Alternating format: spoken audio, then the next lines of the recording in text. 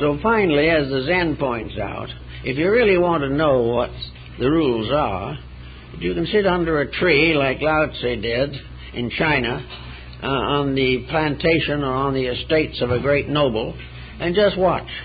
Watch the birds and the flowers and the sunshine. Watch the growing things. Watch the fruits and all the phases of nature.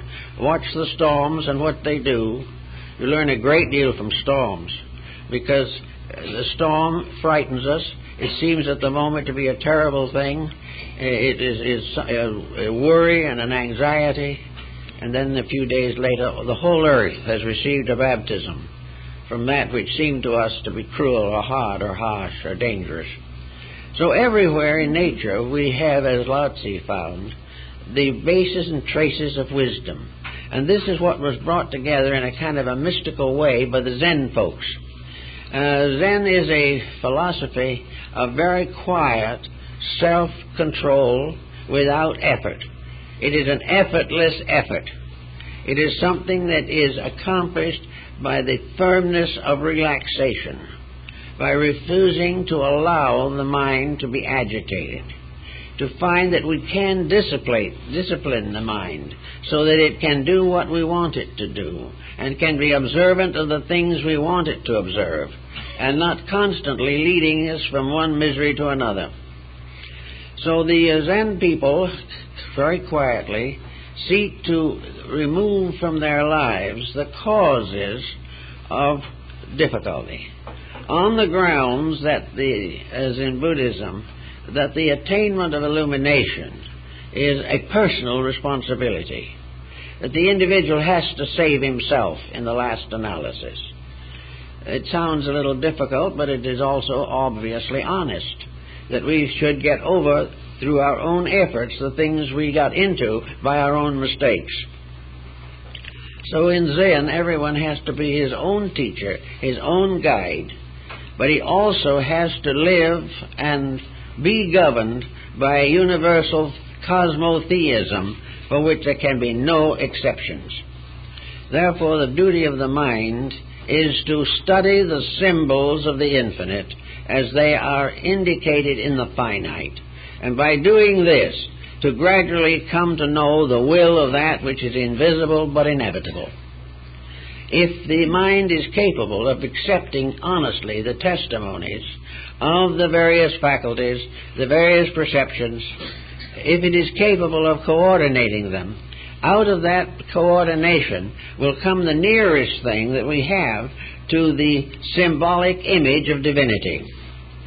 When everything has been reconciled and brought into harmony with universal law, the individual comes as close as anyone can come to the experience of the presence of God.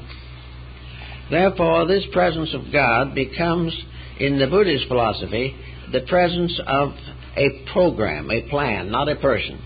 It is the realization of the principle of existence. It is the realization that everything that we see around us is a manifestation of one thing.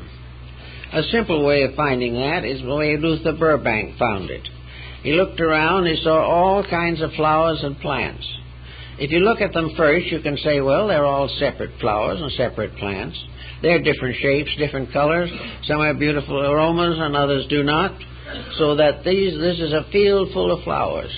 But Burbank realized that this field full of flowers was simply the way his eyes, the way his mental faculties explored the field.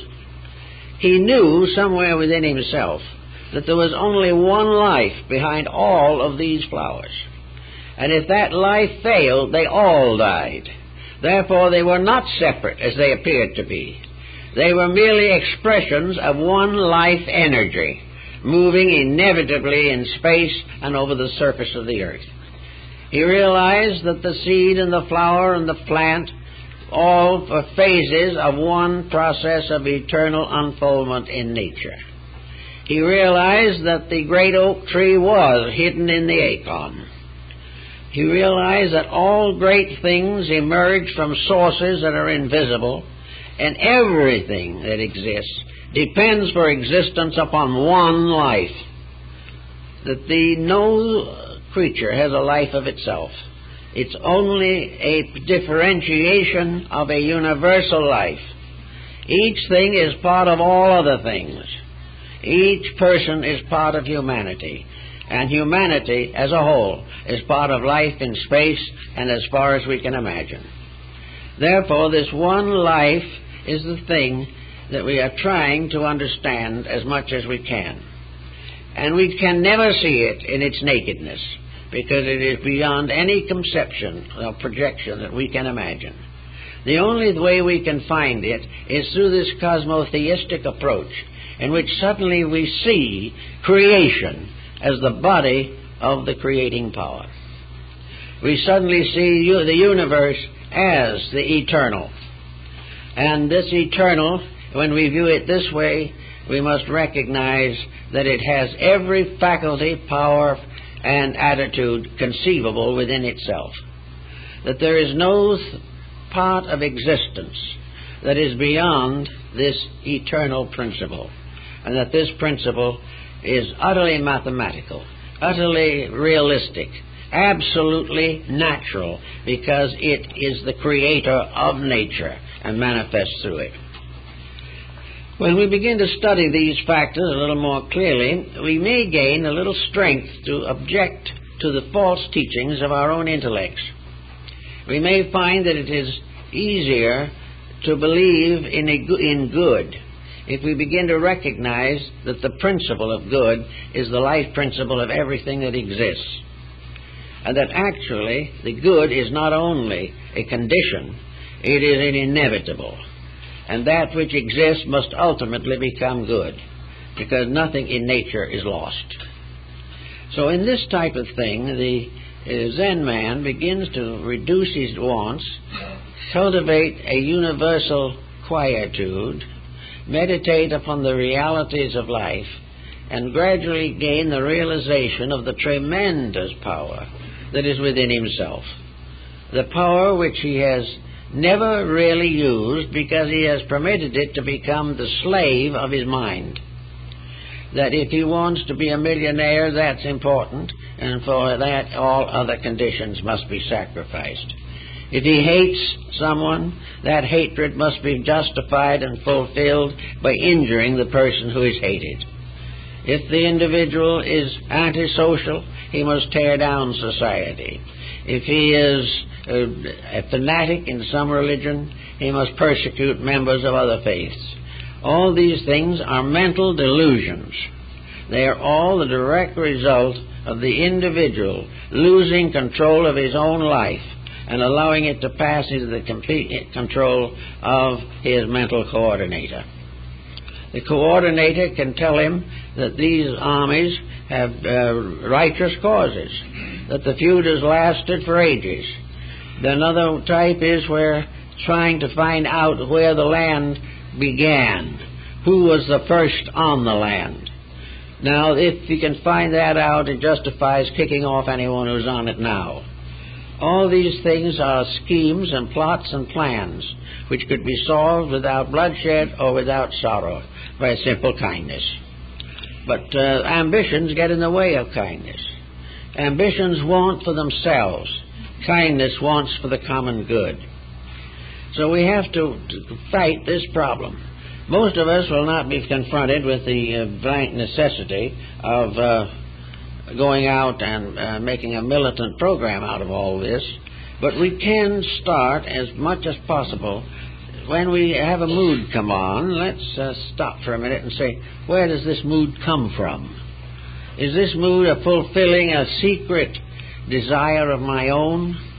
Is it something I have to do simply because I have the mood to do it? If I want to go out and say something unkind about another person, do I have to do it? Well, says the mind, you might as well, because it said this other person said something nasty about you once, and you have a perfect right to go out and answer it back. So the individual, well confined and still feeling himself to be a good Christian, goes out and says what he feels like saying and hurts someone else. Now, this is the way we do things. We mean well. We believe an eye for an eye and a tooth for a tooth. We believe if somebody hits us, hit them back. all this type of thing is mind-born. It is part of ages of mental conditioning, in which we, from education onward, we train the mind to a defensive, offensive code of life. We constantly show the mind what's wrong with everything. We constantly prove to the mind that in some mysterious way we are better than anyone else. And it goes on and through higher education until finally when we graduate, we not only have lost contact with reality, but in many cases we have simply paralyzed the mind. There's nothing left. The mind is worn out, tired out, and ready to die by the time we're 22 years old. We are educated in all kinds of attitudes that we should never have had.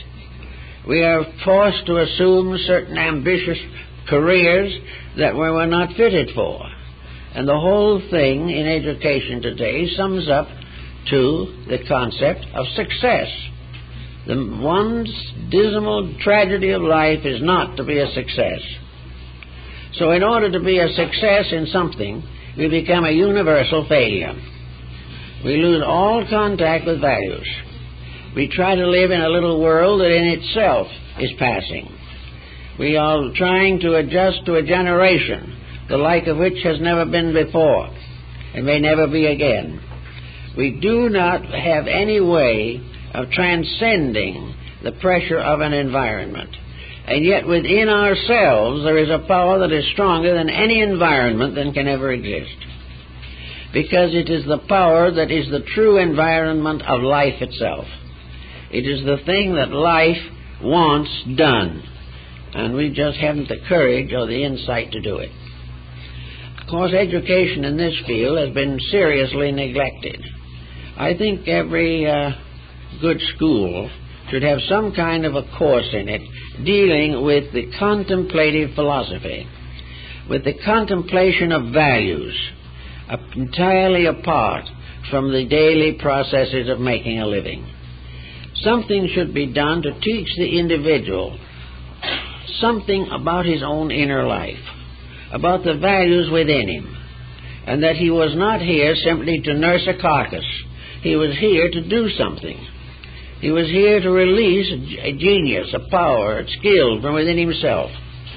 Some may be more equipped than others due to reincarnation, but all in their own way are here to contribute to the common good, and not simply to fight the danger of bankruptcy for themselves the rest of their lives. If we had some kind of a basic quietude, I think it would be a great help. In one of the Asiatic countries, Thailand, most young people go into the priesthood. When they graduate from school, many of them become temporarily Buddhist monks or nuns, usually for a year or two. And during that period, they have graduated from school. Now they are there to discover and experience the tranquillities of the spirit. They live an ascetic life for that period of time. It's not permanent, but it's a part of a postgraduate course in being a human being. As a result of being poverty dominated, they have nothing. They can have nothing. The only thing they can accept is a little food in a bowl, and it must be given to them. But this gets through some of this arrogance. It gets through a lot of pretension. Also, these young people wandering along the countrysides as mendicants begin to discover people.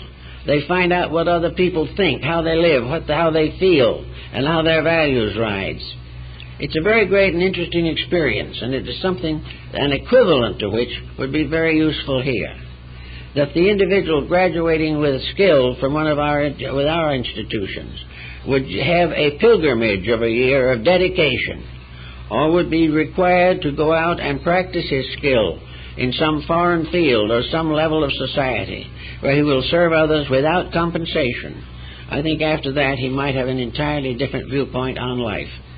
Most of those who have gone out in various ways in Peace Corps work and so forth have been considerably influenced by what they have seen and have come to realize more of the real problems of humanity.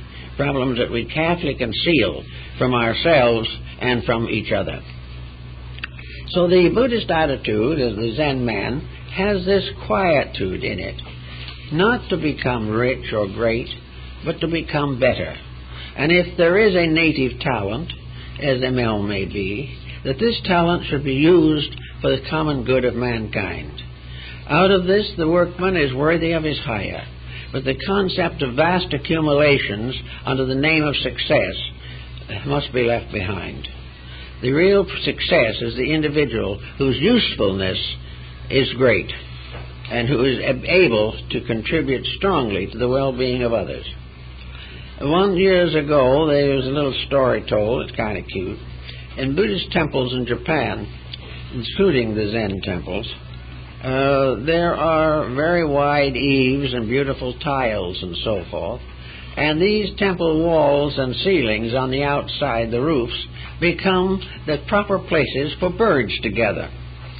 And they come by thousands, and the old monks feed them and take good care of them, for the first veterinary hospitals in the world were managed by Buddhists. If a tourist comes in and sees these birds up there, looks down around and says, "My, those birds are messy. They're messing up the whole place." And the old Buddhist monks say, "They're not messy. They're not messy. They are very, very lovely and beautiful. We take care of them. And if there's any mess, we know more than they do, so we clean it up." And this is more or less the attitude that you have among these people. And it's a good attitude. It's an attitude that shows that there is a level of society which is not self-centered.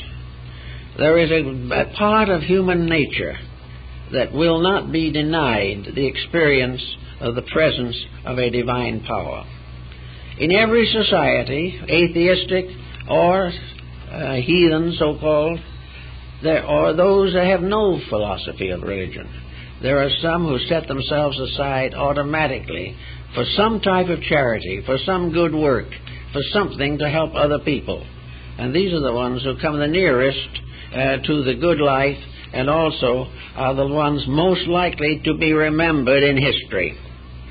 History does not record nearly as much information about the materially successful as about those mentally, morally, spiritually, and ethically successful, those who have lived above the corruptions of their times.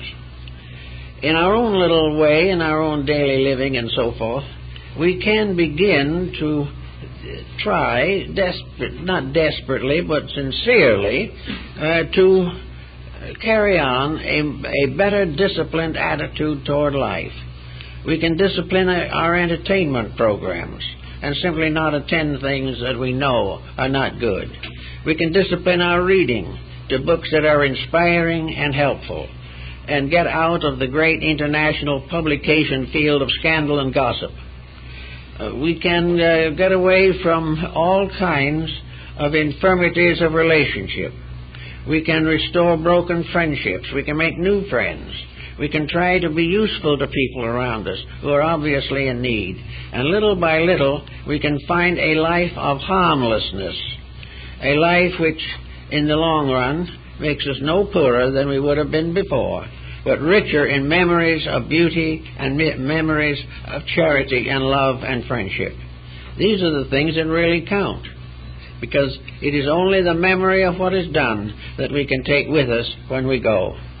None of the things we have added up can go. They all have to stay behind for another generation to pour over in one way or another. But that which is in the soul of us is a deeper memory. Behind the memory of the mind, there is a universal memory in all of us. And that universal memory is the continuity of the soul, which goes on from life to life, helping us to grow. For all embodiments are merely days and nights of one life. And we are going to school one day, and then another day, and then another day. But the soul power itself is the long, vast computerization of everything that we have done since we existed as individuals. And little by little, this information becomes available to us, not by the perpetuation of incidents, but by pressures within ourselves, feelings, convictions, hopes, beliefs, ideals arise from some deeper source than from within our mental structure. The mind is only aware of this life, but the soul and the heart are part of our entire pattern of universal existence. That which we feel within ourselves as a great impulse to kindness, charity, thoughtfulness, and virtue, these are the testimonies to long experienced lessons. They have been ours for a long time, and we will continue to build them. But always we must realize that the primary purpose is that the individual shall simplify his life, that he shall gradually reach the point where he cannot continue to live entirely from the outside. There is a point in which the life tips from externals to internals. The individual who has very little enlightenment is completely under the pressure of the things around him and the persons who can influence him. As he gets wiser and wiser, the process is changed. Little bit by bit, the leadership comes from the inside and not from the opinions of other people. The principles in the heart and mind take strength, and the fallacies of our present physical systems become apparent. It's an amazing thing, it seems to me, that with science as far advanced as it is in many things, that it seems to remain completely unaware of anything not physical. It just cannot transcend the physical patterns of things. The scientist might like to view the universe as a vast computerizing mechanism, but he will not put any operator behind it. He will insist that the machine works itself. And a computer working itself will soon disillusion anyone who tries it, because it cannot be done. The great mystery in life is how these things can happen, how this infinite diversity of human relationships, the infinite diversity of stars, constellations, the vast distances of time and space, and the number of tiny little cells that are found in the stalk of a plant, everything perfect, everything exactly as it ought to be, everything showing the highest skill of creativity that is imaginable, everything obviously bearing witness to a supreme intelligence that never contradicts itself, that never goes against its own rules, but is forever trying to bring living things into harmony with life itself. How science can face this and not see anything is very difficult to understand. The reason has to be very simple. The mental coordinator has taken over. It has done it to the degree that the mind has become and is remaining the slayer of the real. There has to be something to break through this boundary, to get over this insistence that the mind is the highest power in man. It is not. There is much above the power of the mind, but the most immediately available is the power of the heart. Above that, the evidence of a soul long conditioned in existences. These things are the real basis of strength, the basis of securities. Some way in this turn for something better, we must be able to remember the story in the advertisements from Parnassus by the Italian satirist Trajano Boccolini. The gods, seeing that men were in a terrible condition, decided to elect a committee to go down and find out what was wrong and do something about it. So the committee of sages and scholars went down to see what they could do about humanity. And all they had were ideas of one kind or another. That some thought there should be a window put in the human chest so that everyone could read a person's heart and find out what he really felt. But this was rather inconvenient and somewhat curious anatomically, so this was rejected. And so on it went and on until everything was rejected. And finally, in order to have a report to give to the waiting world, the committee elected a member to get up and say that they had made the great reform of all times. They had regulated the price of cabbage. And this is what we do. And because of this very wise and naturally certain thought, Boccalini was strangled in his bed. Because people didn't want to hear that. They wanted to hear that everything was just wonderful, in spite of the fact that nothing seems to be too wonderful at the moment. But in effort to solve problems, we go through everything you can think of that will not disturb our materialistic focus. We do not want to move from a competitive to a cooperative basis in life. We want to have the possibility of being great successes, even though most of us have to remain less successful. On the hope that if one person can become wealthy, thousands refuse to accept a better way of life and thought. All this adds up to the very simple problem that the mind must be re-educated. It is a job that usually has to take place after the individual graduates from school, because there's nothing in the schooling that's going to help him much to do it. The only thing a schooling can do is to give a certain orderliness. It can make a person disciplined to learn certain things. From the discipline, perhaps, that he has gained in 12 or 15 years of education, the individual can begin to discipline himself, can begin to sense the need to clear up his own confusions. And if necessary, to make the thing as simple as possible, he can begin keeping records of his own conflicts and contradictions. He can write down his decision on a matter of a certain day and read it 6 months later and see whether his decision was really a good one. I know an individual who has been wrong in a number of details for over a period of years, but they have yet to admit that they ever made a mistake. And when the mistake hits them in the face, they have some evasion to turn it off so that it doesn't interfere with their personal estimation of infallibility. This is the way we all go. But out of this, we have to come, finally, to the realization that the inner life must lead the outer life, and that our lives up to now have been largely on the basis of history and the basis of records of material activities. We are thinking of ourselves as the descendants of the Romans and the Greeks and all the ancient people. We read with considerable thoughtfulness the stories of their miseries, misfortunes, and tribulations. It may occasionally dawn on us that we are having the same difficulties, but that is where it ends. There is no real vitalization. But if a person can reach a period or condition in life in which he leads his own life instead of following his mind, a great deal can be accomplished that is valuable and useful. The individual probably will have certain problems to face if he does it. He will find that growing is not easy, and that correcting mistakes is not easy.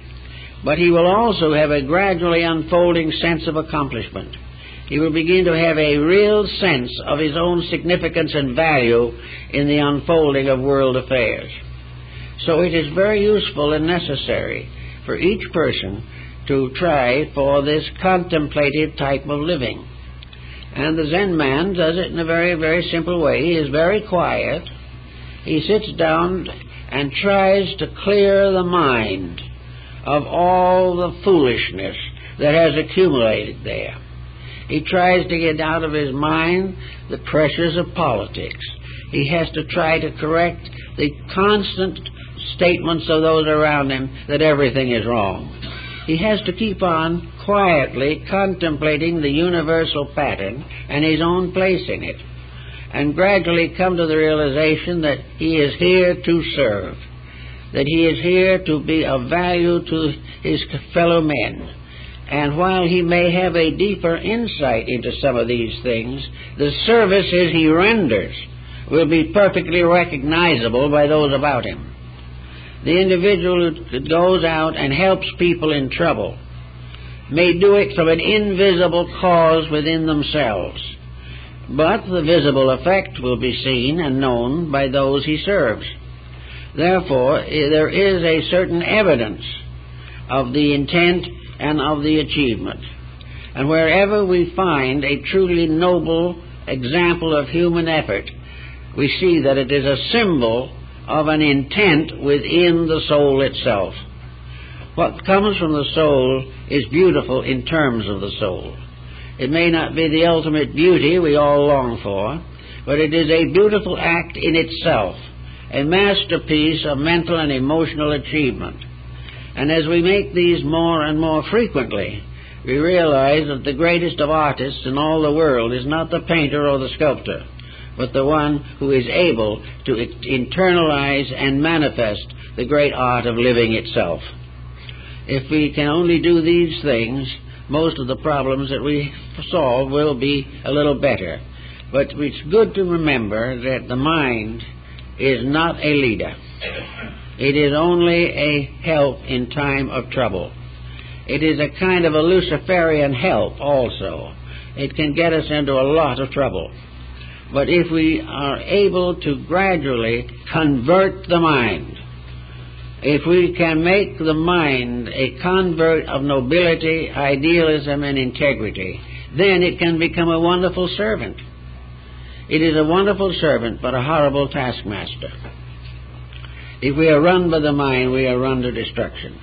But if we use the mind as an instrument, like the computer, because we have a personal consciousness regulating that machine, because it is a servant of a conscious power, then the mind is useful.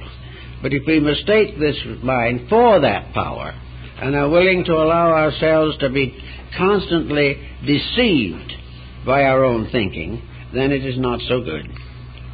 So I think that with our problems as they are, it would be a good plan for everyone who can to kind of think through this problem of trying to reform his own mind, to get his mind into a condition in which it can serve not only himself but his world, that it can make a lasting, enduring contribution to his family, to his friends, to those around him, a contribution of integrity, of unselfishness, of dedication, and of honest, straight thinking.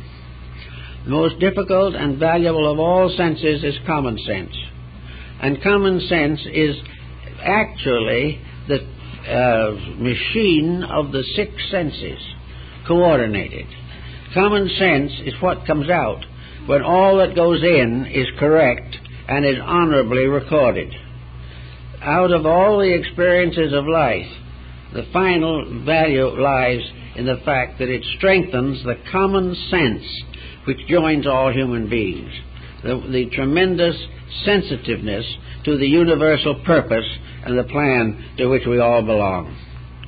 So if we work with these things a little bit, I think maybe we can become an operator of our own private computer and see that it doesn't bill wrong, go out of order every few minutes, and come up with some incredible conclusions because we don't use it properly. If we don't use the mind properly, it can get us into a lot of trouble. Use it well, and it can be an ever-present help. It's up to the individual to realize that he is the master of the mind, just as he is properly the ruler of his body. Well, I guess that's all for this morning.